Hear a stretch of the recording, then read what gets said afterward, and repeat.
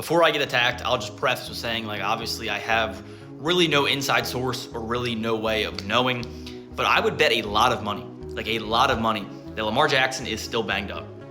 Don't get me wrong. He's playing pretty solid, pretty phenomenal game still. Them 2 interceptions, I mean, what is that, dude? Like, there are obvious deflections, issues going on that, weren't just him. But even besides that, though, he has that offensive line obviously has a lot of issues going on. But even just him in the pocket just doesn't look the same. Like, because we saw him with Alejandro Villanueva, what was that, 2 or 3 years ago? And obviously Villanueva, for like the recency bias, Villanueva was worse than Falele. Like, I mean, I'll go out there and say that right there, but Lamar still looked more comfortable in the pocket and better at moving. Obviously Voorhees is bad too, so we kind of got 2 there. But just like previous times, Lamar looked more comfortable moving up, moving to the side, getting around, getting outside, and just taking off and running. Now he looks kind of slow and kind of hesitant. And I think that's something with Lamar Jackson's game is when he's injured, there's more freezing because it's just how he plays. Like he's kind of second guesses, he sees a hole, he second guesses stepping up and running, and that hesitation allows him to get caught. And even when he's throwing, like, setting his feet and moving and rolling, there's more hesitation. You see the miss, who was it to?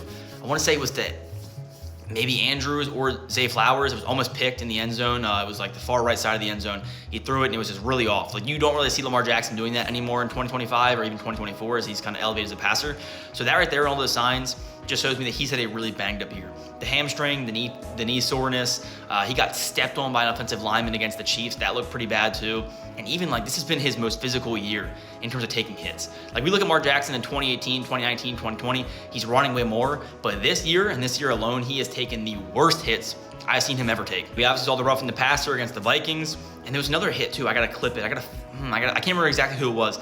Even that one hit against the Browns on Sunday, it just seemed like he got put on the ground hard, and there was definitely some pain there. He looked a little slow to get up. But all in all, though, amen to Lamar for fighting through. Like, he still made it happen. He's won basically 3 straight games, off an injury, off obviously not looking like himself.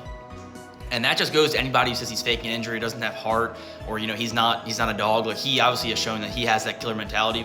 This guy's going to put the team on his back, knowing his offensive line is suspect, and knowing that he's injured, not playing, at his 100% capacity. So that just gives me more respect for Lamar Jackson for just fighting through this for the team, for the fans, for everybody out here to bring that Lombardi back to Baltimore.